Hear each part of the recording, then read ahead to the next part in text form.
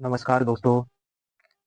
तो आज हम फिर आपके लिए एक वीडियो लेकर आए हैं और आज की वीडियो का टॉपिक है जिन, जिन्नात। ये जिन क्या होते हैं, इनकी संरचना कैसी होती है, किस चीज़ के बने होते हैं, क्या-क्या कर सकते हैं, कहाँ रहते हैं। तो आज की वीडियो में मैं आपको जानकारी दूँगा जिन्नातों के बारे में सब कुछ। तो दोस्तों, जैसे इंसान का शरीर आपने सुना होगा, इंसान का शरीर 5 तत्वों द्वारा रचित होता है। अग्नि, जल, वायु, आकाश, पृथ्वी। उसी प्रकार जिन्नातों का शरीर अग्नि द्वारा रचित होता है। जब इंसान के शरीर को हम दाह संस्कार कर देते हैं, तो जो अग्नि तत्व होता है वो अग्नि में सम्मिलित हो जाता है, जो पृथ्वी तत्व होता है वो पृथ्वी में चला जाता है, जो जल में फिर हम उन अस्थियों को बहा देते हैं वो जल में चला जाता है, और जो आकाश होता है वो तो आकाश में मिल ही जाता है। रह जाती है एक वायु जिसे कहते हैं प्राण वायु, जो हवा होती है, हवा रह जाती है। तो जो प्रेत होते हैं, जो इंसान मर जाता है, इंसान मर के जो उसकी आत्मा होती है वो एक हवा होती है, इसीलिए कह देते हैं हम लोग के ऊपरी हवा, ग्रामीण इलाकों में भी। और कई जगह से ही कहते हैं कि हवा, उसको हवा लग गई है, उसको ऊपरी हवा लग गई है, क्योंकि जो प्रेत होता है वो हवा रह जाती है, वो एक हवा का झोंका होता है, वो हवा की गति से चलता है और हवा की गति से ही इंसान के शरीर में प्रवेश कर जाता है। लेकिन जो जिन होते हैं वो अग्नि के बने होते हैं, अग्नि तत्व के बने होते हैं, उनमें अग्नि होती है।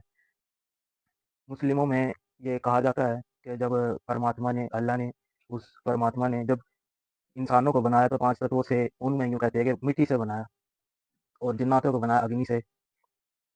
तो जिस तरीके से इंसानों के अलग-अलग तरीके के प्रकार होते हैं, कोई काला होता है, कोई गोरा होता है, कोई अंग्रेज़ होते हैं, एक अपने हिंदुस्तान में होते हैं जो ना काले होते हैं ना गोरे, तो अलग-अलग नस्लों के इंसान हैं, उसी तरह अलग-अलग नस्लों के जिन्न होते हैं। जैसे इंसानों के अलग-अलग कबीले होते हैं, उसी तरह जिन्नों के भी अलग-अलग कबीले होते हैं। जैसे इंसान अपना घर-परिवार बसाते हैं, शादी-ब्याह करते हैं, बच्चे होते हैं, जिन्नात भी घर-परिवार बसाते हैं, शादी-ब्याह करते हैं, बच्चे होते हैं। तो जैसे इंसान होते हैं, जो ऊपर वाले ने अलग-अलग तरीके के जीव-जंतु बना रखे हैं इस धरती पर। बात इतनी है कि हम लोग सिर्फ़ एक-दूसरे को देख पाते हैं और बस हमें यही बताया जाता है कि एक जलचर होते हैं, एक नभचर होते हैं, एक ज़मीन में रहने वाले होते हैं, एक जल में और एक वायु में। लेकिन इससे अलग जो स्पिरिचुअलिटी में, अध्यात्म में, अगर आप अध्यात्म की पढ़ाई करोगे, तो आप जानोगे कि हज़ारों तरीके की चीज़ें परमात्मा ने बना रखी है। तो दोस्तों, जो उनके मुसलमानों में कहा जाता है कि अल्लाह ने जैसे पृथ्वी तत्व से या मिट्टी से इंसान को बनाया, तो अग्नि से जिन्नातों को बनाया। और जिन्नातों के बारे में कहते हैं कि इंसान के होने से भी पहले से थे वही जिन्नात। तो जब जिन्नातों को बनाकर, और उसने ऊपर वाले ने कहा, भई मैंने बहुत इंसान जो बना दिए हैं ये तुमसे भी श्रेष्ठ हैं, तुमसे भी बढ़िया हैं, तुमसे भी आला दर्जे की मैंने एक मखलूक तैयार कर दी है, ये है इंसान, तो तुम इनके आगे सिर झुकाओ।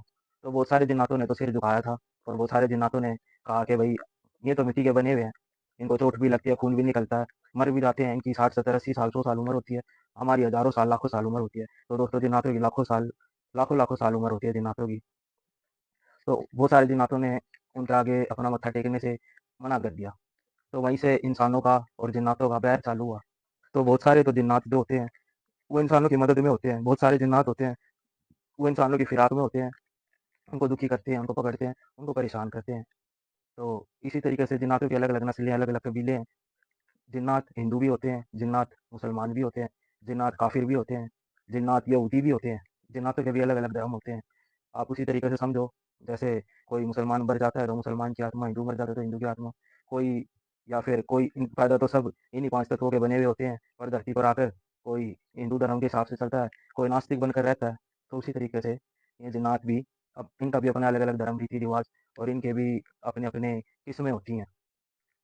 तो जो ये जिन्नात होते हैं, जहाँ तक मैंने आपको बता दिया कि जिन्नात किस चीज़ के तो बने होते हैं और किस तरीके से ये बने थे और किस तरीके से ये रहते हैं। ज़्यादातर ये सुनसान बंजर इलाकों में रहते हैं और ये रूप बदलने में माहिर होते हैं। ये बिल्ली का रूप या साँप का रूप या मकड़ी का रूप या पंछी का रूप बदल के रात को इधर-उधर निकल जाते हैं। इसीलिए यूँ भी कहा जाता है कि रात के टाइम किसी पशु पर पत्थर या डंडा नहीं मारना चाहिए, बिल्ली को नहीं मारना चाहिए। बहुत सारे किस्से ऐसे होते हैं कि इंसान समझता है कि कोई जानवर घर में घुसा आया है या कोई जानवर गली में चल रहा है, वो उसको पत्थर मार देता है और फिर बाद में वो उस जिन का शिकार हो जाता है, वो उससे अपना बदला निकालता है। आपने एक कहानी सुनी होगी कि कोई आदमी किसी खंडहर में बैठकर खजूर खा रहा था और खजूर की गुठली को वो उस खंडहर में कुएँ में फेंकता गया, तो उधर से फिर एक जिन्नात निकल आया, जिसने कहा कि भई तूने, तेरी खजूर की गुठली से मेरे बच्चे की मौत होगी। तो जिन्नातों के बच्चे भी होते हैं, उनके कबीले भी होते हैं। और आपने जो अलादीन का चिराग भी सुना होगा, जिसमें से एक जिन्नात कहते हैं, जो सबसे शक्तिशाली जिन्नात है, वही उस चिराग का ही वो जिन्नात था, जो इंसान की इच्छाएँ पूरी कर लेता है। तो जिन्नात बहुत सारे ऐसे भी होते हैं जो इंसानों की मदद करते हैं, बहुत सारे ऐसे होते हैं जो खजानों का पहरा देते हैं, बहुत सारे ऐसे होते हैं जो इंसानों के दुश्मन होते हैं और बहुत सारे ऐसे होते हैं जो अकेला रहना पसंद करते हैं। कोई उनको परेशान करता है, उनके इलाके में जाता है या उनके साथ छेड़खानी करता है, तो उनको वो परेशान करते हैं। इनको हटाने के इनको नष्ट भी करा जाता है, इनकी मौत भी करी जाती है, इनकी मौत भी हो जाती है, क्योंकि जो परमात्मा का नाम है वो सबसे बड़ा होता है। जो हज़रत सुलेमान पैगंबर थे मुसलमानों में, वो ख़ास तौर पर इन जिन्नातों को काबू करने के बारे में ही जाने जाते हैं। उनको ऊपर वाले ने एक अंगूठी दी थी, जिस अंगूठी की मदद से उन्होंने इन जिन्नातों पर हुकूमत हासिल कर ली थी। उनका कहना ये जिन्नात माना करते थे। आज भी अगर किसी में जिन्नात की पेशी आ जाए, जिन्नात अगर किसी को पकड़ ले, तो अगर सुलेमान की दुहाई दी जाती है, साबर मंत्रों में भी सुलेमान का नाम बहुत आता है, ना हिंदू ना मुसलमान, सुलेमान पैगंबर की दुहाई, सुलेमान का नाम साबर मंत्रों में भी बहुत बार आता है, उसकी दुहाई दी जाती है। तो उसकी दुहाई से ये जो जिन्नात होते हैं, ये दबते हैं, ये डरते हैं, कहना मानते हैं, क्योंकि ये उनका बहुत आदर भी करते हैं और रिस्पेक्ट भी करते हैं। अब आगे अपने हिंदुआनी तौर तरीकों पर, तो जो जिन्नात होते हैं ज़्यादातर आजकल क्या होता है कि किसी इंसान को कोई प्रेत पकड़ लेता है और जो भगत तांत्रिक होते हैं वे कह देते हैं भाई जिन है। जिन इतनी आसानी से काबू में नहीं आते, क्योंकि जिन्नों में आम प्रेत से ज़्यादा शक्ति होती है। जिनको अपने हिंदू धर्म में कहते हैं कि भाई राक्षस या बेताल, जैसे कहते हैं भूत से बड़ा बेताल होता है, इसी तरीके से आम प्रेत से, आम भूत से बड़ा जिन होता है। इनकी एक ही योनि समझो आप, बेताल की या राक्षस की या जिन या खबीस की, इनकी एक ही योनि समझो आप। तो जितना फ़र्क एक भूत में और एक बेताल में या राक्षस में होता है, उतना ही फ़र्क एक आम आत्मा में, एक आम भूत में और एक जिन में होता है। तो जैसे प्रेत को तो हम आसानी से काबू में कर लेते हैं, तो जिन्नात थोड़ा-सा अपना ज़ोर दिखाता है, परेशान करता है। ज़्यादातर जिन्नात जो इंसानों को परेशान करते हैं, वो वासना के भूखे होते हैं। कुँवारी लड़कियों को, सुंदर लड़कियों को वो पकड़ते हैं, उनकी तरफ अट्रैक्ट होते हैं। रात के टाइम अगर कोई बाल खोल के लड़की बाहर घूम रही है या किसी ने बहुत तेज़ खुशबू लगाई है, क्योंकि खुशबू के पीछे दीवाने होते हैं, पागल होते हैं।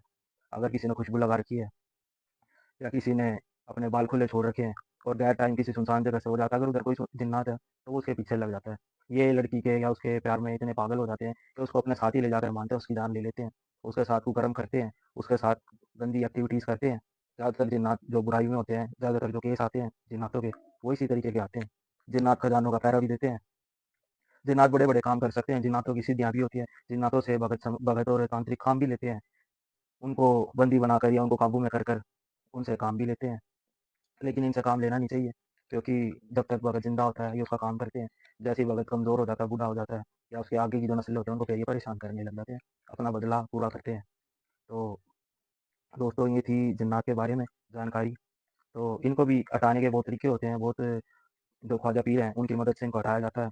जो जितने भी अपने पीर पैगंबर हैं, जिन जो सैयद हो गए, इलाही बख्श बाबा हो गए, मीरा खान हो गए, मीरा बाबा हो गए, ख्वाजा पीर हो गए, इन सब के जो मंत्र हैं उनके द्वारा, इन सब की जो वो प्रसाद उनके द्वारा इन जिन्नों को हटाया जा सकता है। और सबसे बड़ी बात, अगर आप माता मसानी के द्वारा भी, माता मसानी, माता काली के द्वारा भी, क्योंकि है तो ये अपनी महाकाली के से छोटे ही, जो अपनी देवी है माता महाकाली या अपनी माता मसानी, उनसे तो होते तो ये छोटे ही हैं। बस आपका दिल सच्चा होना चाहिए, आपकी भक्ति सच्ची होनी चाहिए, तो बड़े से बड़ा राक्षस क्या, ब्रह्म राक्षस क्या, जिन बताल क्या, उन सबको आप हरा सकते हो, उन सबको आप धरती में धूल चटा सकते हो। तो ये जानकारी थी जन्नातों के बारे में। आगे भी मैं आपके लिए वीडियो लाता रहूँगा। आप ज़रूर बताइएगा कमेंट करके कि मेरी वीडियो कैसी लगी। लाइक करिए, सब्सक्राइब करिए मेरे चैनल को और इसे आगे बढ़ाने में मेरी मदद करिए। आगे भी मैं आपके लिए अच्छी-अच्छी वीडियो अलग-अलग टॉपिक्स पर लाता रहूँगा।